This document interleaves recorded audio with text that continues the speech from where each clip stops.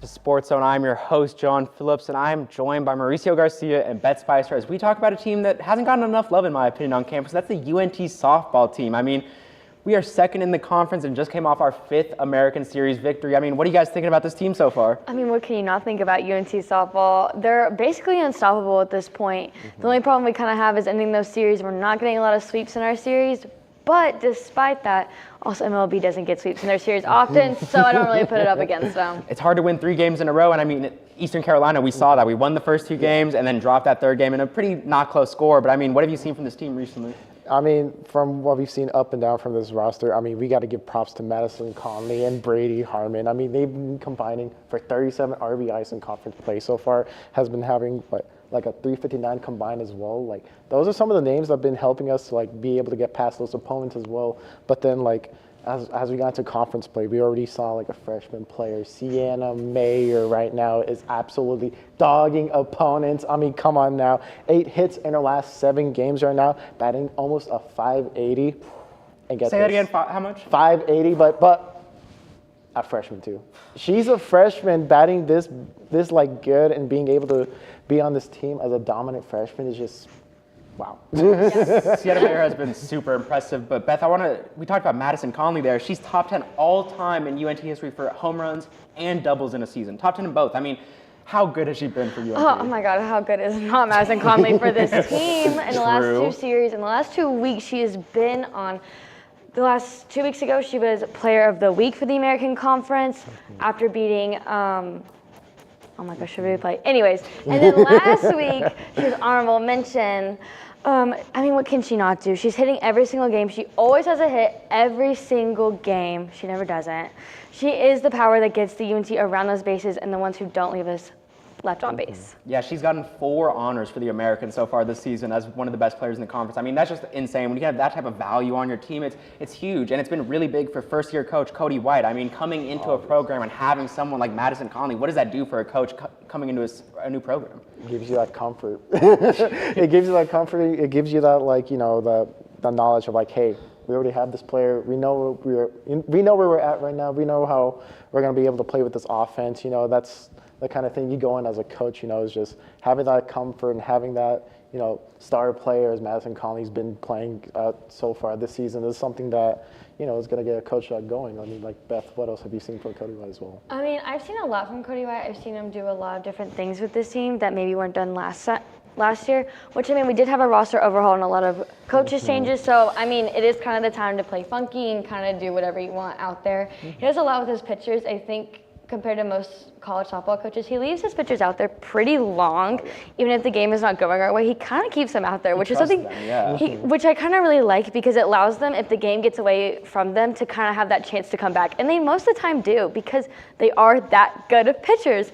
And so I think that's really good for this team and Cody White's coaching to let his players sit out there and be uncomfortable, because they get it back in eventually. That's fair. Talk a little bit more about the pitching. I mean, we talked a lot about Madison Conley, Sienna Mayer, all the hitters on our team, but how has the pitching been for UNT this season? I mean, go ahead. On and off. It's been on and off with the pitching, you know. I mean, you know, we're batting 4th overall in the American, but we're second to last in pitching. We're already having an above average like ERA of almost like 6 at a 5.35 ERA per game. Like, it's not something to show, but again, with Cody White, you know, he does, you know, trust in his players. You know, I mean, that's the one thing you have to have as a coach, especially with this, you know, kind of pitching stuff. But, you know, being able to trust in your players, you know, give the pitchers like time, you know, give them like the time to like be able to like handle the ball, you know, stay able the ball.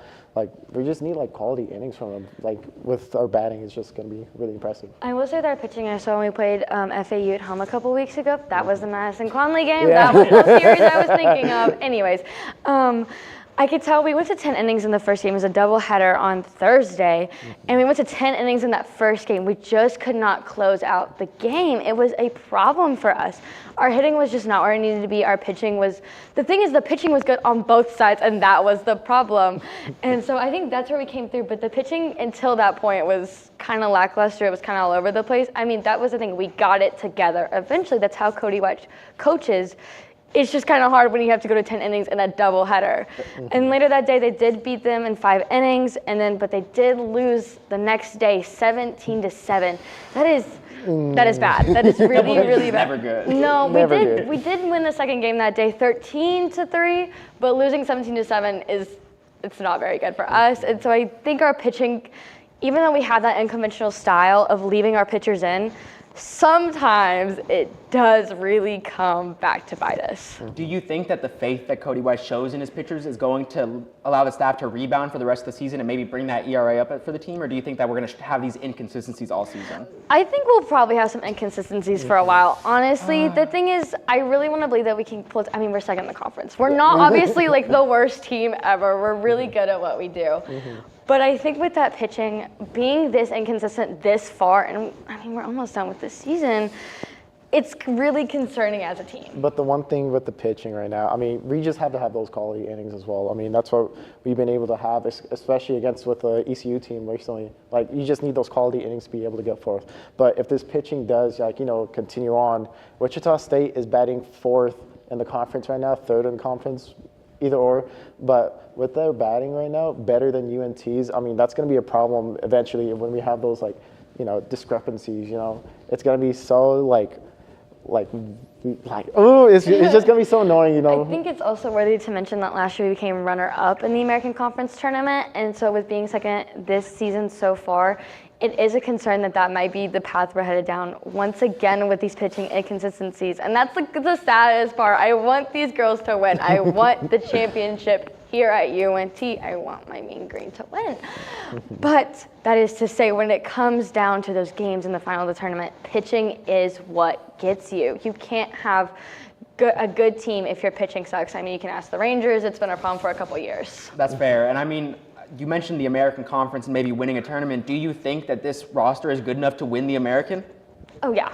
I mean, oh, yeah. Of course we are. I mean, how are we not? We are UNT Softball. And, of course, I really want us to win considering this is our first year with all these changes coming into play. And if we just get our pitching down a little bit better, whatever the Rangers cocked up that World Series year needs to come to the Mean Green, and that needs to lock in for them. And so I think whatever happened there can happen here. I mean, especially with the schedule we have coming up. You know, after these Memphis games, it's going to be what? USF, and then what, Charlotte? We play Charlotte? Memphis this weekend, yeah. Memphis, but then after that series is going to be USF.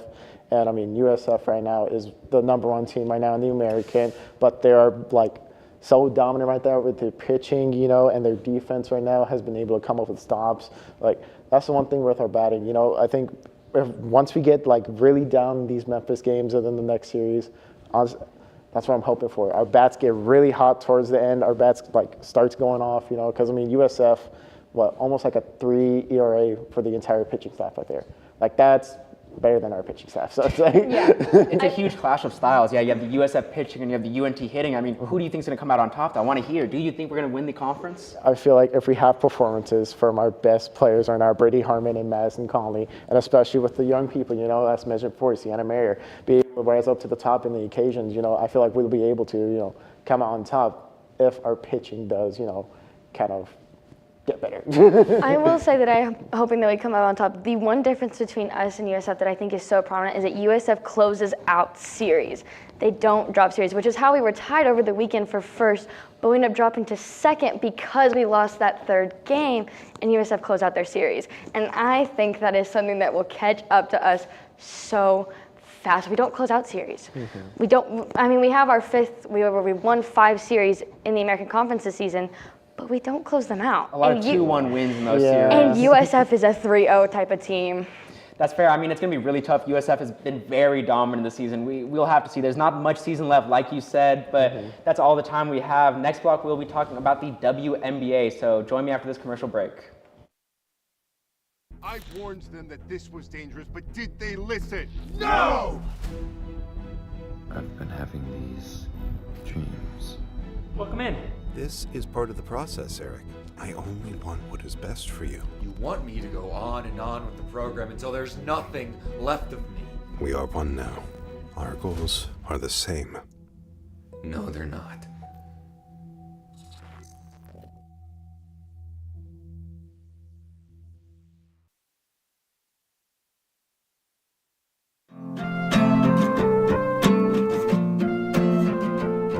TRIO is a federally funded grant program It was founded in the 60s, and it supports student success and student retention. So we have a lounge, computer lab, free printing for our students. We also provide one-on-one advising services for our students, as well as career exploration and prep. Students who are eligible for TRIO include those who are first-gen, low income, or have a disability. They just have to meet one of those three. There are many benefits to being in TRIO. Some of the general ones are the services we provide. The other benefits include creating a sense of community, a sense of belonging, and giving a safe space for students to come. Students can apply for our program by either coming in person and scanning a QR code, or they can also visit our webpage that has a direct link to our online application. And students need to know that we are here to help.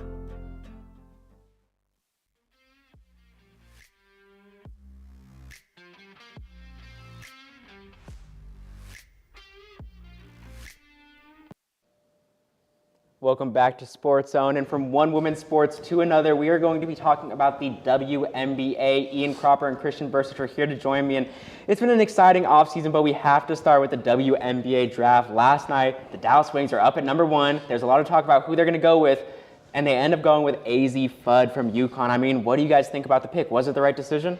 I do, and honestly, this Stars team is looking pretty scary. I mean, look at your starting 5. You have AZ Fudd, number 1 overall pick from this year, pairing with her college teammate, current sophomore sensation who won Rookie of the Year last year, Paige Beckers. You have Arike Mbugawale, 4-time All-Star, coming off a massive extension.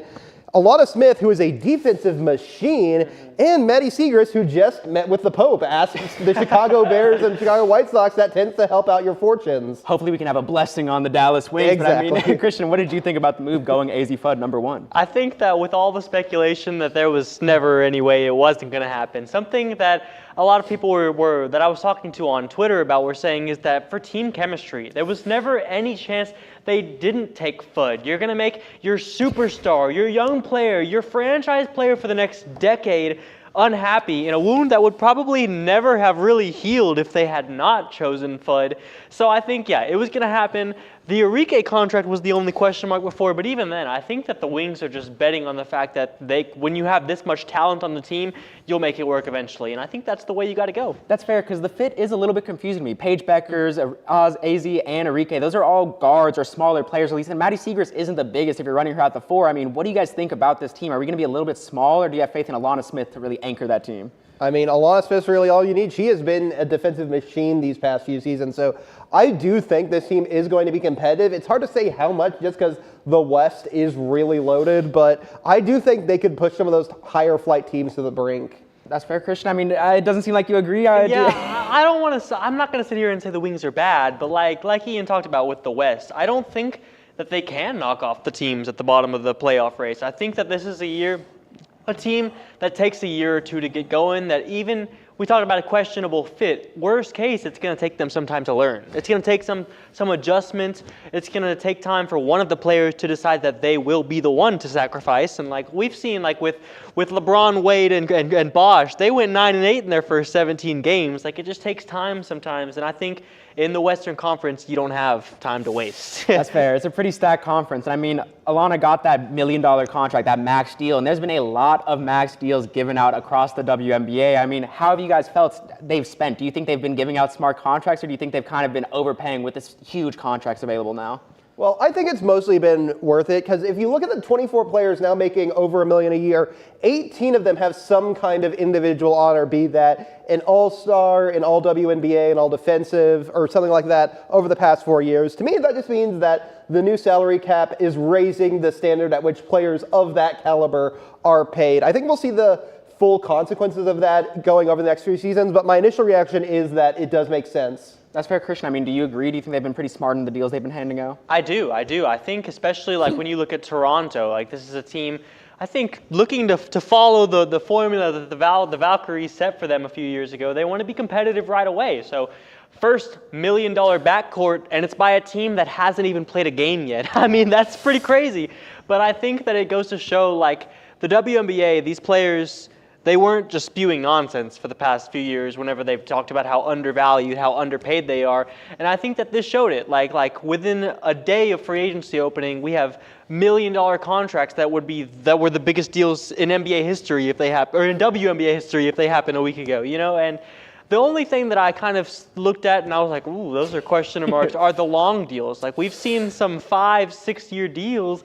And I don't know, whenever like the salary adjusted, it kind of gave me like Luol Deng flashbacks. Yeah, exactly, with my Lakers. Like, are you sure you want to sign that contract? But yeah, I agree that this does give me 2016 NBA offseason vibes. And I do think this presents both some great opportunities and great risks because on the one hand, you have teams like the Golden State Warriors who went out and got KD added to a top 5 basketball team of all time. On the other hand, you have teams paying millions of dollars to Timothy Mozgov and Nick Batum. So it'll be interesting to see which NBA teams are the Warriors and which are the Lakers and Hornets. If I had to make my prediction right now, I think that the Atlanta Dream are the Golden State Warriors of the 2016 offseason. I think they went a little bit of a different pathway, but getting Angel Reese at first, it was like, whoa, you kind of gave up a bit for Angel Reese, even though she definitely makes the team better. But then you just see that the moves that they've made in free agency, it's like, oh, we might be looking at a super team here. Same with New York. We have to talk about New York. New York, adding Satu Sabali to a championship core. I mean, now there's your KD. That's your KD, honestly. Yeah, going to a team that lost in a championship game and is now adding a star player. I mean, what do you think about the Satu addition, Ian? I mean, at the very least, you have to consider them the favorites to win the East. And it's not quite as loaded as the West, but there are still some great teams there. But that roster is just insane, combining for 19 All-Stars, 17 WNBA selections, and 3 MVPs. What a lineup. Wow. It's stacked. I mean, yeah, but another free agency addition that I do want to talk about is that Toronto, the first ever $1 million backcourt, and they haven't played a game. Like you said, that's just crazy. What do you think about this backcourt? Do you agree with the strategy of trying to win immediately, or do you think an expansion team should take a slower approach to building? I actually like it a lot. I think Mabry and Sykes, I mean, both of these players they can handle the ball by themselves. Like they can be the only player on the court and carry the offense. Both of them above average defenders too. I think if you're a new franchise like Toronto and you're looking to make a splash, I think this was the way to do it. You got a backcourt that'll set you up at least for the next 3-4 years. Both of them, they're not necessarily young players, but I wouldn't say that they're like on their way out. I think you could have a few competitive seasons as Toronto. And I think we also have to mention in the WNBA draft, Toronto went with, in my opinion, one of the most underrated players in the draft, which is Kiki Rice. I think she creates her own shot really, really well, and I think she'll fit in with that backcourt really, really well. What did you think about Portland's offseason? Because they haven't made the big splashes that Toronto's necessarily made, but have you thought they've made some good moves this offseason? Well, I honestly like them more than Toronto because I think Toronto is playing a kind of risky game here. Like, yeah, that $1 million backcourt is unstoppable. The problem is you only have like 2.5, 3 real players on a roster that requires 5 at least. Like, no one wants to see the WNBA version of the 2024 Phoenix Suns. I do worry that this is going to be a high-risk gamut, and given how much the Blue Jays and the Maple Leafs have been struggling, that it would be really bad for Toronto right now. That's fair. They need good vibes in Toronto. But I want to talk a little bit more about the WNBA draft. You know, we saw AZ Fudd go 1, obviously, but there were a lot of other really, really good players picked, and I want to know, did any of those picks stand out to you guys?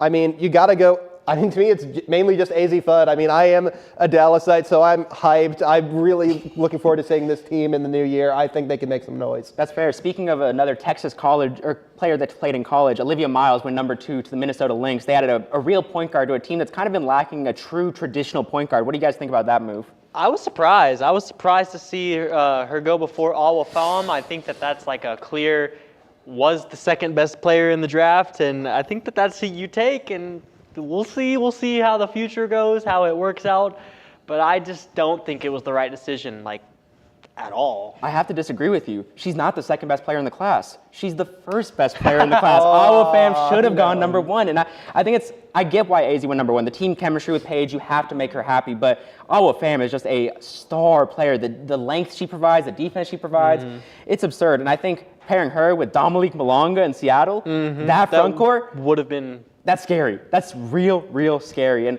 I'm scared for that team. But we got to talk about the future of the WNBA now. We talked about it in the draft, but now expansion. We saw Toronto and Portland get added this offseason, and 3 more teams officially announced: Philadelphia, Cleveland, and also Detroit. I mean, do you guys agree with these cities? Do you like the ads?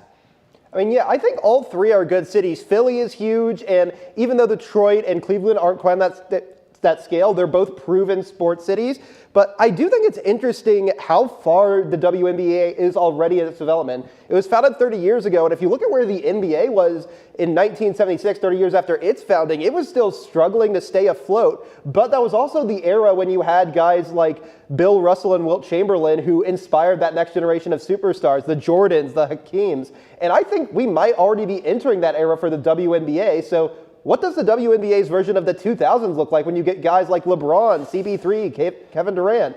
I do think it's going to be really interesting watching the WNBA over the next decade plus, and expansion really helps with that. Absolutely. I mean, Christian, do you agree with this expansion choice? I do, actually. I think that going with cities that have like synergy with the NBA team is big. I think when you look at the WNBA, I mean, really, the Aces are the only one that don't have like a brother team, for lack of better words, in their city. And well, that's going to change soon. That is definitely going to change soon, as we know. But I think that it's good. I think that no one, when it comes to professional athletes, no one supports the WNBA more than the NBA players themselves. Like they love each other. They go to the games. They sit courtside. They're spreading awareness. And I think that like choosing these cities, Philadelphia, Cleveland, Detroit, like all of those correlating NBA teams will be there. They'll show up. Their fans will be at the games. They'll have synergy between the two. They'll have event nights, and I think that that's the direction the WNBA needs to go in. That's fair. The WNBA is definitely going in a super exciting direction. I mean, with the contracts, with the expansion, it's super exciting time to be a fan of the league. But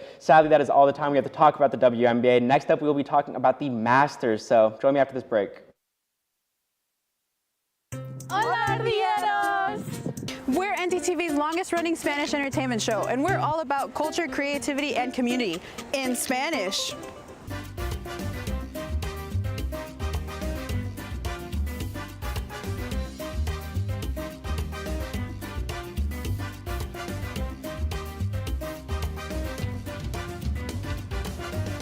Vámonos.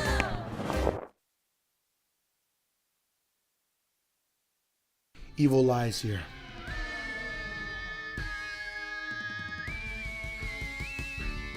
Go, go, go, go, go, go, go, go, go, go!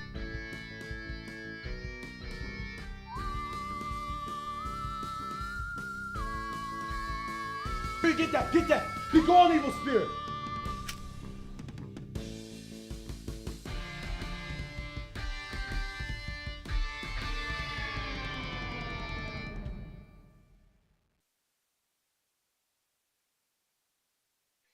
Don't get your hopes up. Is that it? That's it.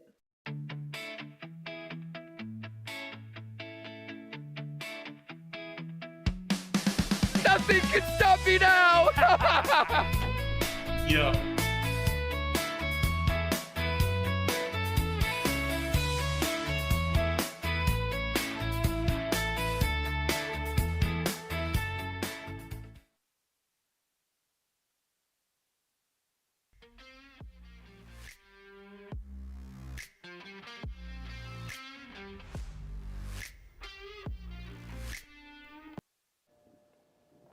Welcome back, and I know I'm wearing a gray jacket right now, but it's time to talk about the green jacket as the Masters just finished up and we saw Rory McIlroy take the win. I'm joined by Eli Freeman and Miguel Flores to talk about this.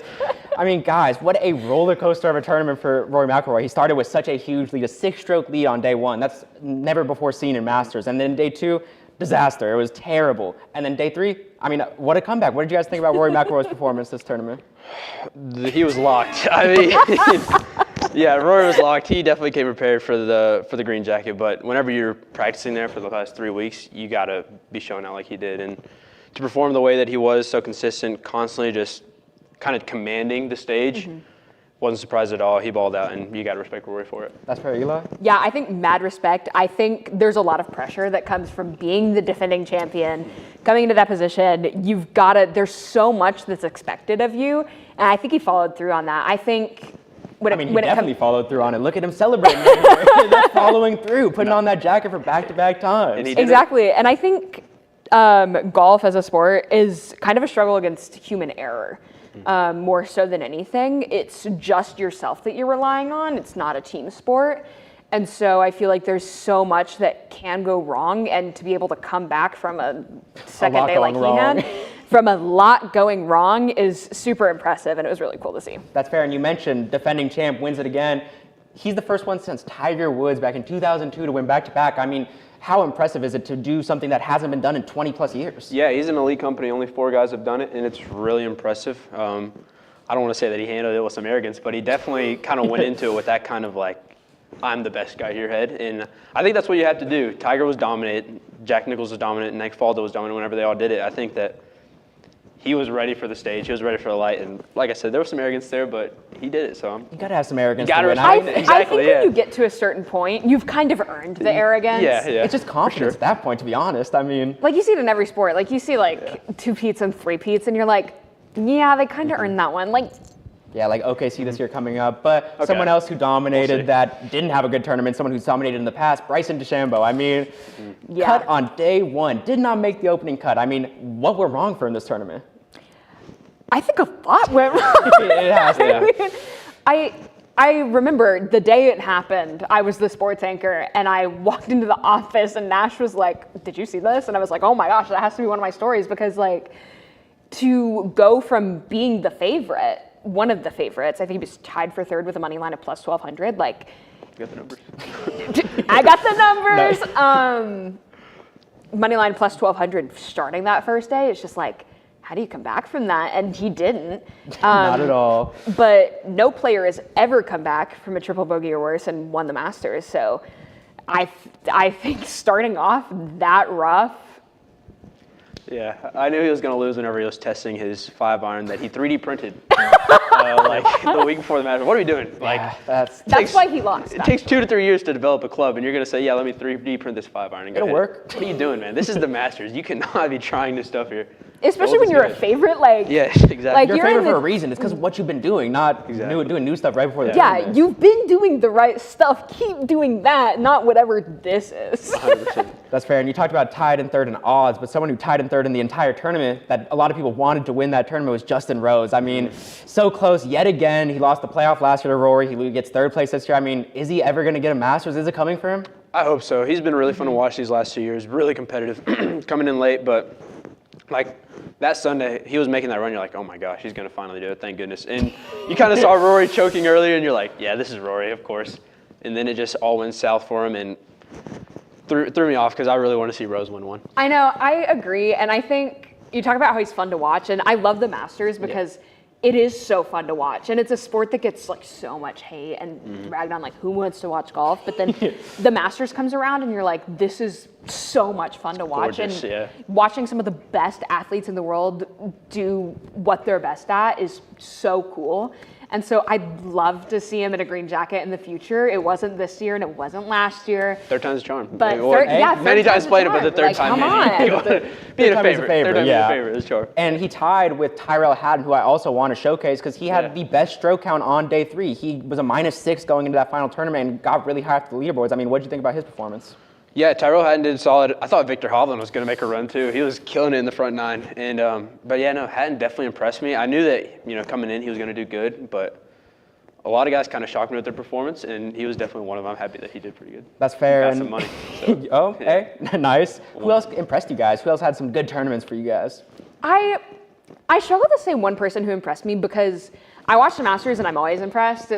It's so easy to like armchair athlete and like be like such a hater. Yeah. But with the Masters, I'm like, wow, I've never swung a golf club in my life, and this is some of the best golf in the whole world that I'm watching right now. So it's one of those sports. It's one of the few sports that I like haven't dipped my feet into playing. Like I've pretty much played every other sport in some capacity. So it's just like so impressive because I know I'd be terrible at it. So like it all impresses me. So I'm probably the worst person to ask that question. So. That's fair, Miguel. You might be the best person here to ask that question. True. No, I actually want to piggyback off of last year. Playing the game, I know that I'd break 70 on the front 9. Like, this is, I'm breaking 70 on hole 1. Yeah, this is insane what these guys are doing. And there's so many people who impressed me. Scotty's performance. I know it wasn't like he was going to do bad. No one ever thought he was going to do bad. But, coming into the weekend, he was tied for 24th, and you finished number 2. Yeah. Impressive. Going 7 under on that second day. I mean, he just killed it. I was glad to see Spieth, 2 strokes under. I love that guy. Dallas product. Texas boy. Exactly. You like to see those guys ball out. just a lot of talent. Justin Thomas, even though he didn't do too good at the end, it's just good to see those guys win again. That's fair, and we got to look at the flip side. Who had the worst tournaments? Who was just kind of rough the entire weekend, or even not the entire weekend if they got cut, like Bryson? I think I got to go with the obvious. I got to go with Bryson. He was probably one of my favorites going into the tournament, and just sucks to see him fall apart. But this part of the sport, like I said, this sport is such a struggle against human error that you fall apart once, and it's hard to mentally come back from that. And it's hard to come back from that actually playing the sport too, because you're put in such a precarious position and there's so many eyes on you. And I think it's just, there's such an emotional aspect to the sport that sometimes you don't see in other sports, that it was really heartbreaking to see that. Yeah, there's a couple guys that really disappointed me. I want to start off with Sergio Garcia. Acting that way at the Masters is the worst thing you could do. That is what you say for a municipal course on a Monday afternoon, not Sunday at Augusta. Yeah. Who else? I got a whole bunch of guys. Shane Lowry. Thought he was going to win it. You know, he had a chance, definitely. He was up there in the leaderboard, and then he just kind of fell off on that final day. And the most disappointing for me was Akshay Bhatia. He's been doing really good all year, 8th in FedEx Cup standings, and I think he shot like 6 under. No, actually, yeah, that's a base take. Kind of like very unexpected for me. I was like, oh, wow, I thought he'd do pretty good. Do you think that the talk, because there was a lot of talk going into the weekend about he would anchor his putts and how he would use his chest to help. Do you think that conversation going into the tournament kind of threw him off his game maybe? Maybe. It always sucks facing, backlash, especially. I'm not a fan of the broomstick putters, but, I don't hate him for it. I thought that he, it's fun to see someone do good at their sport, and definitely was expecting more from him, so I was kind of sad to see. That's fair. And you mentioned acting like it's a municipal court on a Monday, and someone who did that a lot was Haodong Lia. We have to talk about that. We have to talk about the 10-stroke hole. Yes. We have to talk about how you couldn't even see him on the broadcast. He was hidden in the bushes. I mean, how does that happen? Have you ever seen that at the Masters? What was Ro doing? That might have been the funniest thing I've ever seen. It definitely brightened my day. Just, I remember it was like a Scotty putt, and it cut to just the bushes, and you're like, what is happening? No, literally. Just like the cam over here, like, what is going on? You see his name and then just bushes. Yeah, it was so funny. And he was having a really good tournament going into those 2 holes. He had a 6-stroke hole and then a 10-stroke hole. I mean, it was just a complete, that's a Rory McIlroy type day, really. Yeah, I think it was just trying to showcase what someone like me would do there, of course. He did well at that, I'd say. All right, John. Just saying how I call it, but. I mean, he did better than I would. A lot better. Okay. I was saying for me too, he would do a lot better than me, but I would do better than you too, though. So let's just make that clear. I don't know about that. All right, we got to set it up. John versus Eli at the Masters 2027, guys. I'm winning that. That's next spring. Instead of doing a Masters block, we should do that. A little mini golf. We take the live shot cams out, and it's just you and me, like Trinity National or something. Like by next year, I'll be Rory McIlroy level. Let's be real. Let's see it. Oh, I'm gonna lock in 2-9. We'll see, but let's talk a little bit more about that Rory McIlroy win. I want to walk through that final day because it was a very big comeback after a collapse on day 2. So I want to know, how did he get that comeback going? That was a really clutch performance by him. Typically someone like Rory, I don't say typically, but a lot of times in those big moments he's choked. 3-foot putts he's missing in clutch time when you got to have it. There was time after time I saw Rory going and I'm thinking, okay, he's going to butcher this, but he didn't, and it was really unexpected. But happy for him. That's awesome to see. And in those clutch moments, whenever you think that he's going to, fumble the ball, he held on and he surprised me. Yeah, I mean, it was a great tournament. It was really impressive to see him stay in those clutch moments and really do what he needed to do. But talking about one heavyweight of his sport, that's all the time we have. But next up, we'll be talking about some different heavyweight fights. So join me after this commercial break. She was the oldest woman to ever medal in the slalom run. So I believe she's now the youngest. Yes, the youngest and the oldest. Prominent women's sports is right now, especially when women's hockey is one of the biggest growing sports in the world right now. If somebody told you, kind of coming back to the past and telling your past self that this team would be 1 win away from making the college football playoff, how would you react knowing that you've covered this team for so long? Let's talk a little bit about the strengths of this UNT basketball team. Like, what are we good at? When it comes to UNT, we've always been a slower pace team, and that has continued into the Daniel Robinson era. And welcome to a very special edition of Prove It or Lose It. Matthew. Can I have Silverstone? It's the only name that looks familiar. a jibber jabber. Yes, jibber jabber. Jibber Jabber is a man on the street NTTV show for Instagram that's in its 7th season, with 2 hosts, 1 comfy chair, and a Would You Do Something bowl. Pretty much the gist of our show is that we're going to be inviting UNT students, all of our lovely family over, and we're going to be talking to them. And when we run out of things to say, we're going to ask them, would you do something? I think we're ready to do something. Fortnite son or Minecraft daughter?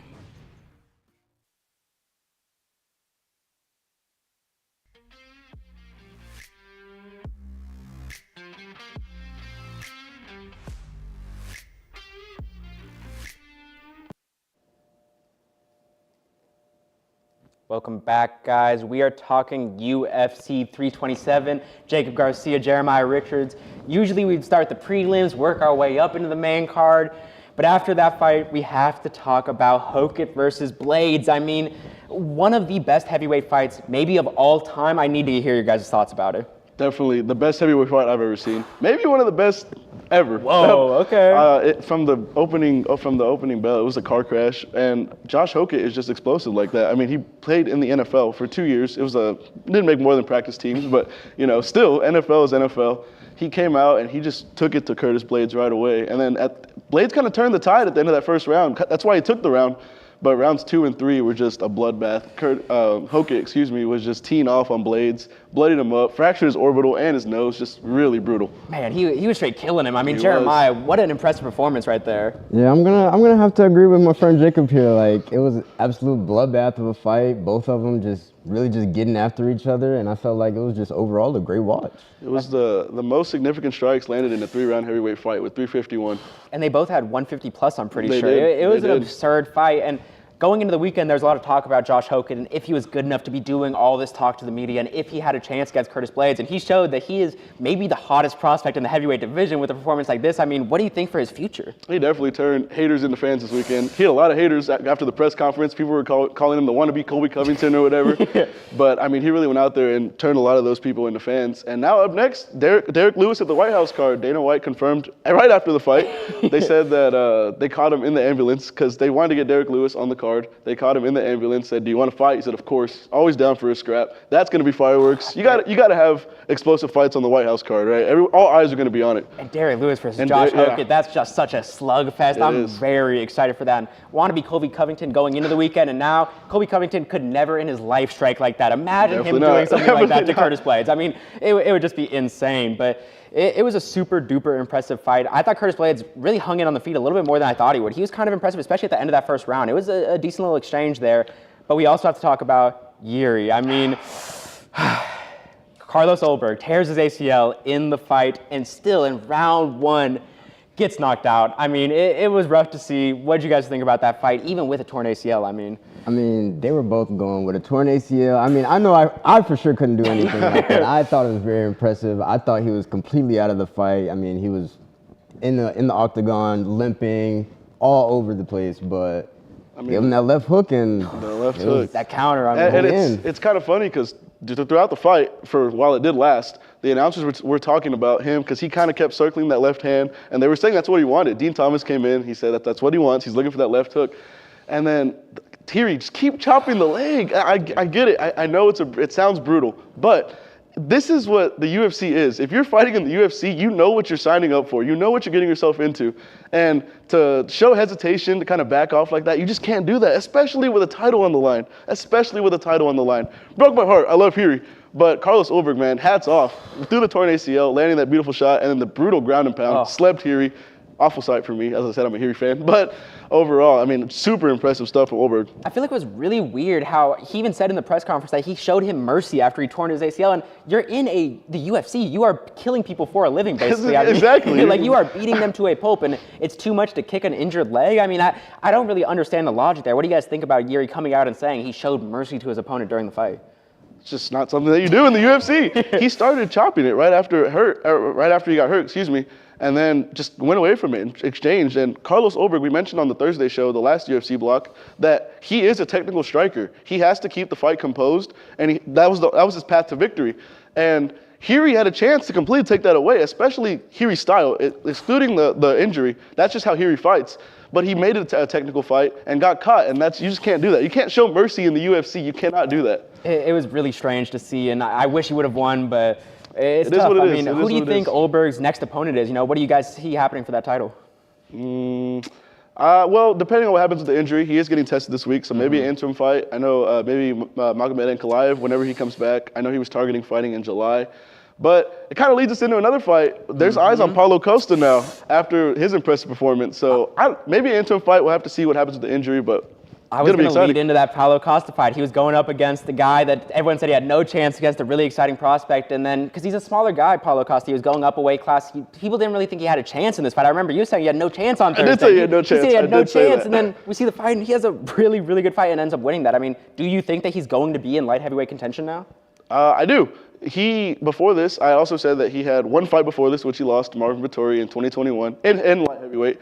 And then I wrote him off. I did not give him a chance to win this fight, but he proved me wrong. He was out there. He came out with a great game plan, leg kicks, body kicks, mixing up the attack. So then in that third round, when it was finally, when it was coming down to it in a close fight, he went to the head and finished the fight there. Mirzakhanov is one of the most dangerous strikers in the light heavyweight division with his power. And Paulo Costa just kept him at range the whole time. Super impressive stuff. Maybe set him up for a title shot down the road. I hope he stays there. I hope he doesn't move from light heavyweight. Completely agree. And Jeremiah, I have to ask, after a disappointing loss for Mirzakhanov, because everyone said he was kind of next up, do you think that he's going to recover? Do you think that this is kind of the end of the beginning, or do you think that he's going to recover from this? I would say the faucet is definitely dripping a little bit. I mean, from what I saw in the fight, I mean, I felt like Costa kept the pressure on him most of the fight, and he just really just wore him down pretty much until, I mean, it was over really. But yeah, Costa, you know what I'm saying? That's fair. I mean, Jacob, do you think that he has a future in light heavyweight at the top of the division? I still think he does. I think maybe he came into this fight not expecting much from Paulo Costa, because I did also say that Paulo Costa is kind of a troll at times, if you will. He kind of doesn't take fights serious. But this is like the Paulo Costa of old, before he fought Adesanya in 2020. So a resurgence for Costa, and I think Mirzakhanov is going to be just fine. Just take a step back, go back to the drawing board, recover mentally, because your head's not mentally in it, then don't even bother showing up to come fight. But I think he's going to be just fine. That's fair. And I mean, for this card, we've talked about a veteran beating a prospect. We've talked about a prospect beating a veteran, but we have to talk about another light heavyweight fight that was a veteran versus a veteran, and Walker versus Dominic Reyes. I mean, what did you guys see in this fight? I thought someone was getting knocked out, right? All week they were calling it the battle of the glass chins, so I thought someone was for sure going to sleep, and that just wasn't the case. It was a little underwhelming for me, can't lie. Dominic Reyes did get it done, but I thought that one was going to be fireworks. I thought it was a guaranteed. Whoever was the first to touch the other's chin was going to walk out victorious. It just wasn't the case. But hats off to Dominic Reyes, great game plan. He knew Johnny Walker was dangerous and walked away with the win. So yeah, I think on Thursday we talked about this fight being a guaranteed knockout. We did. We said this fight will end in a knockout, and it didn't. I mean, did it disappoint you too, Jeremiah? A little bit. It was one of those fights where you were kind of expecting a TKO, but we just didn't get it. So it wasn't the case. It happens sometimes in the UFC. Yeah, and we got it made up for it with the Josh Hoka versus Curtis Blades fight, which no one thought would be that entertaining. It was absurd, but. Let's talk about the rest of the card. I know there's someone you want to highlight, Jacob, as an impressive fighter on those prelims, but who was most impressive for you guys on this card? Aaron Pico. Aaron Pico. I was super, super excited to watch Aaron Pico fight since he made his debut in August. Unfortunately, got knocked out by Leron Murphy, but this fight against Patricio Pitbull returned to form, which showed why the UFC, he showed rather, why the UFC was so sought, like trying to get him in to sign with the company. For just great game plan, really balanced attacks, sharp, crisp boxing that he was winning exchanges, mixing in takedowns. That's a recipe for success in any fight. And I think he's really truly one of the most exciting featherweight prospects. I completely agree. And I mean, Jeremiah, was there anyone that impressed you on this card? I'm gonna highlight Cub Swanson here. I felt like versus Nate Landier, he really brought it to him. He was the more experienced fighter, and he showed that. I mean, he was more experienced, more seasoned, and he came out with a win. What a way to go out. I mean, that is an insane win to go out on. That was a great win to go out on. Was there anyone else that impressed you on this card? Mateusz Gamrot, also in the prelims versus Esteban Ribovics. A lot of people were writing Gamrot off, I feel like, because he kind of is the ultimate gatekeeper of the lightweight division. But he showed he was a superior grappler, kept the fight on the ground, had 6 minutes and 50 seconds of control time, which that's, and then locked in the arm triangle and got it done. I was super impressed by him. Maybe a little resurgence for him too, a little momentum to go into his next fight. But, because before this, obviously the Charles Oliveira fight kind of just brought his stock down completely. But he got most of it back, I think, in this impressive performance. So that's fair. And speaking of submissions, we got to talk about the most disappointing people on the card. And I think number one on the list is Kelvin Gastelum. I mean, what did you guys think about Kelvin Gastelum's performance on the early prelims? Just not good. He looked like he didn't even want to be there. Vicente Luque just took control of the fight early on, hit him with his famous choke, the Darce choke. They call him the Darce Prince for a reason. That's the 5th fight that he's finished by Darce. So super impressive stuff from Luque. And honestly, him and Gastelum being on the early prelims just showed how stacked this card really was. And I think it did not disappoint at all. From top to bottom, just a fantastic card. That's fair. And speaking of exciting cards, let's do a little bit of talk about that UFC White House card. Jeremiah, we talked about how Hokit and Derek Lewis is getting made for that card. I mean, how excited are you for these marquee fights on the White House card? Oh, very excited. I think, when you just talk about the White House or UFC fights just being at the White House in general, I feel like that should just... your eyes should get big for anybody, but yeah, I'm super excited. It's gonna be great. Especially excited for the Alex Pereira and Ciryl fight. That one's gonna be a movie. It will be a movie, and I'm very excited for that. But that's all the time we have. We are going to be talking about a different type of fighting coming up next as we talk about Wrestlemania 42. Ooh. So join me after this commercial break. Welcome back to Late Night at North Texas. Late Night at North Texas. Late Night at North Texas. Color the world with peace and joy. Tell me, Diva, what's the tea?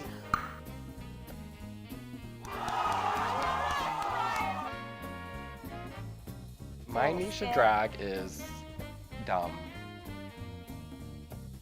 The spirits have guided you to me.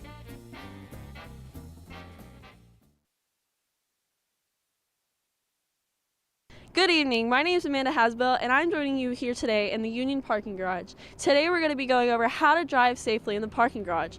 Let's go see. Oh my god, this girl just got hit by a car. Let's go see what happened. Ma'am, are you okay? Did you see that lady hit me with a car? Yeah, we did. I got it all on video. Oh my god. Let's go over here and talk about how we can prevent that. Yeah, not the hospital. Well, right now we're going to ask you a couple questions on how we can drive safely in the parking lot. What are ways that we can be aware of our surroundings? Oh, we can look both ways. Jenna, also, how about putting the distractions away? Yes, just like our phones, turning our music down, and also not focusing on our passengers. Where can you get information on how to get a parking pass? Transportation.unt.edu. If you park in a garage, make sure you pay on the app or look for further instructions on how you should pay. And remember, no pass, no park. Let's all try to keep our mean green community safe. Remember, we're all in this together. Drive safe.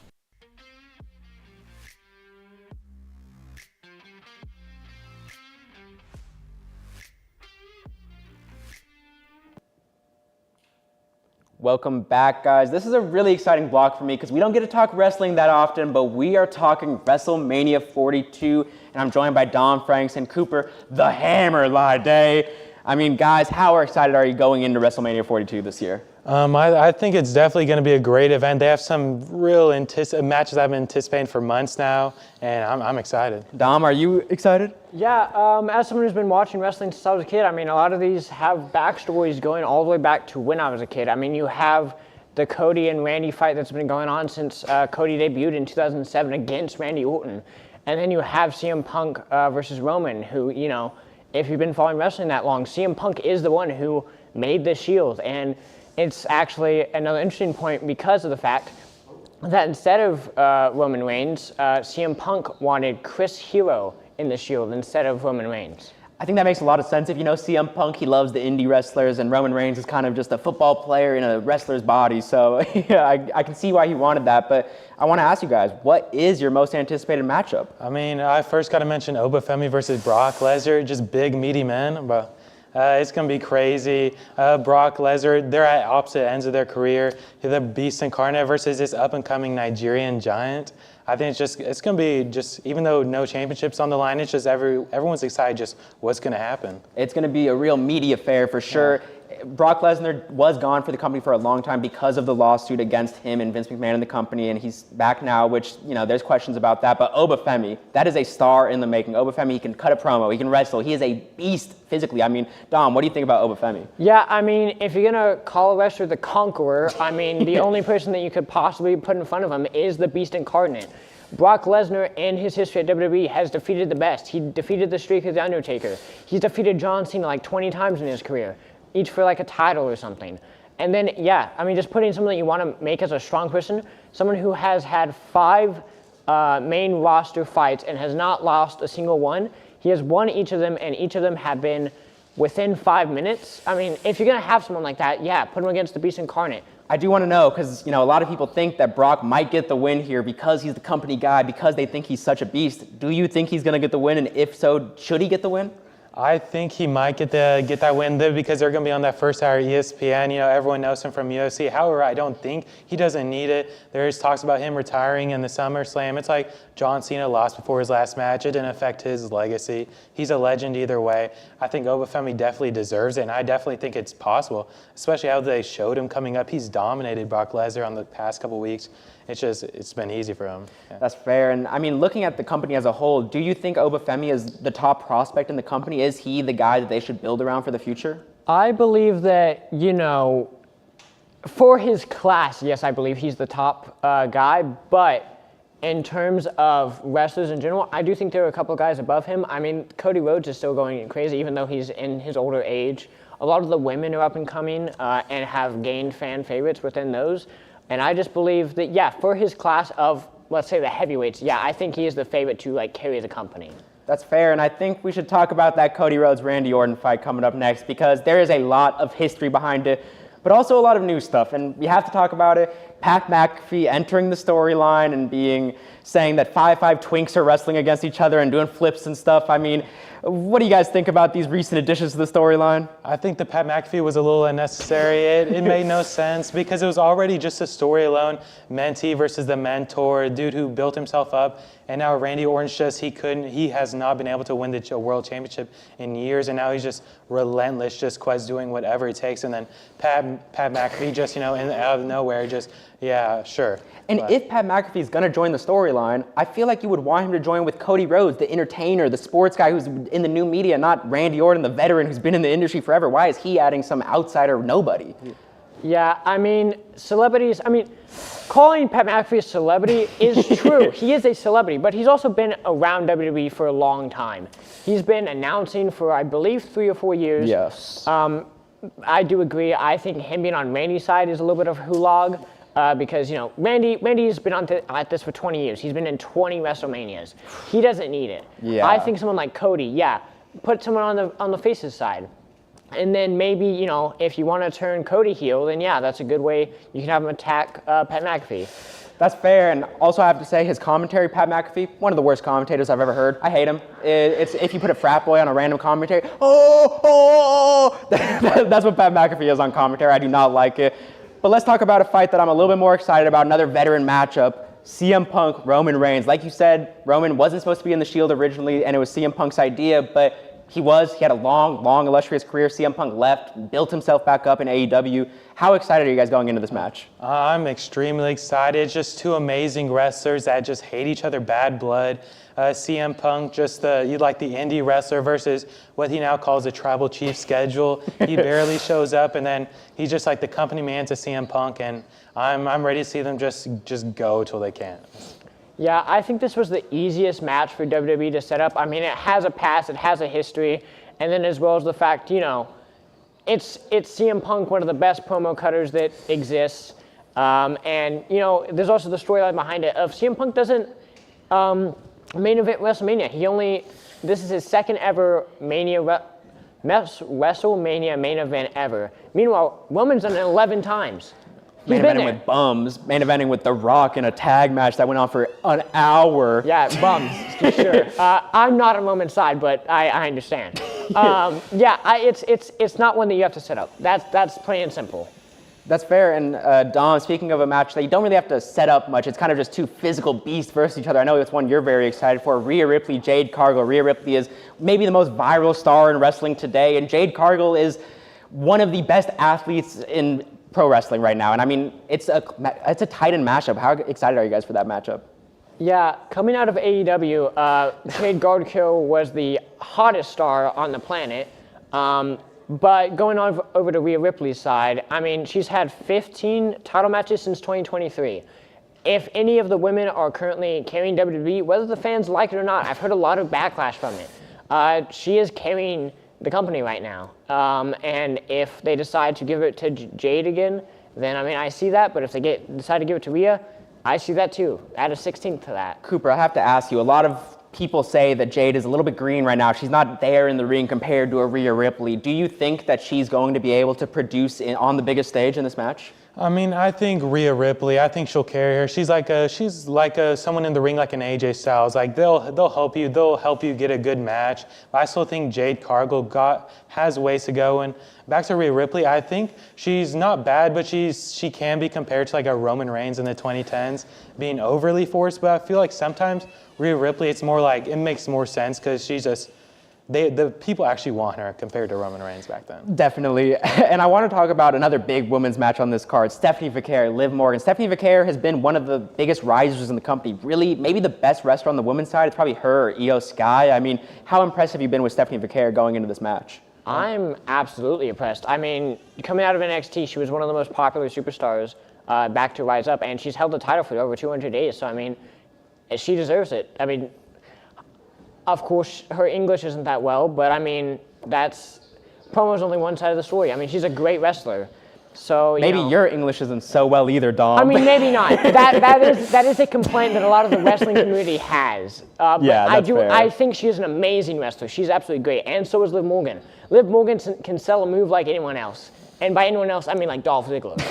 She is kind of Dolph Ziggler coded. I mean, I definitely see that comparison, but I want to talk about the other title matches on the card, and the one I want to talk about, my most anticipated match, it's the ladder match for the IC title. I mean, the names you have in that, Javon Evans, Dragon Lee, Rey Mysterio, that's a pure wrestling match, and I'm really excited for that. How do you guys feel about that one? Yeah, I'm excited for the high flying affair. They just threw all the high flyers, and then you just randomly have Rusev in there. But, you got one big guy. Hey, he can high fly if he really wants to. He got that super kick. But I'm ready to see Rey Mysterio at his big age, like 55. He's continued to just dominate. But I'm ready to see Penta even though this is the most, like you don't really know what's going to happen, I think Penta has it to retain. That's fair. Do you agree? Do you think Penta's going to retain in this match? I mean, he's 41, so I think it's a little bit different. I mean, he just got into WWE, though, as the company, so I think they'll still put a title on him for a while. But yeah, I mean, Rey Mysterio was originally meant to be retired by Gunther, but he said he wanted to be retired by his son. So I don't think he's quite going to retire yet. I do think Penta's probably going to get it. Maybe they could put on a young guy like Javon and then move Penta up. But yeah, that's probably what's going to happen in this match. I'd be a big fan of that. And I want to talk about two more matches before we finish up this block. I want to know, what do you guys think about IShowSpeed and Logan Paul wrestling at WrestleMania? I need to know. It's kind of weird, but I want to know. I think I'm just glad they aren't having it in the title match, or like how they're like inserting Pat McAfee into that. I think it's good they're having it on the first free hour of television. They have some of the younger people who are like Speed has showed up a couple times, Royal Rumble last year. I think it's good. I'm kind of excited with what kind of big spot they're going to be, but I'm not too angry at it. That's fair. Dom, what about you? Do you share those feelings? I don't love it. I will say, in my personal opinion, as much as I hate Logan Paul as a person, he is an actually decent wrestler. He's a great high flyer. He's a great athlete. We've known this. The other two, don't really like. Austin Theory, I mean, he's a straight wrestler. He's just a wrestler. But yeah, I don't love it. That's fair. I think Logan Paul, he's definitely athletic. I don't know if he understands the sport as much as I'd want him to, but IShowSpeed, honestly, I get that a lot. I think that he is really, really getting the sport of wrestling, and I'm really excited to see what he has to do. I wish we could spend more time, but they are giving me so many signals. I have to stop talking about WrestleMania. But before we end the show, I have to talk about how this is the final Tuesday night SportsZone of the semester. I mean, I have loved working on this show. It has been absolutely incredible. I don't know about you guys, but everyone on this show has grown so much. And I want to say thank you to everyone. I want to say thank you to the talent that's been on camera. I want to say thank you to the crew behind the scenes. I want you guys to just say goodbye to everyone. I want us to have a happy ending to the show because it's been such an amazing experience. And I think that as we see all the people that have made this show possible, these people are who runs this show. Without them, we couldn't do this. You could replace me in a heartbeat, but these are the heart of the show. Join Steven for the final Thursday show of the week and the final SportsZone of the semester later this week. But that's all I have, and I'll see you guys next semester.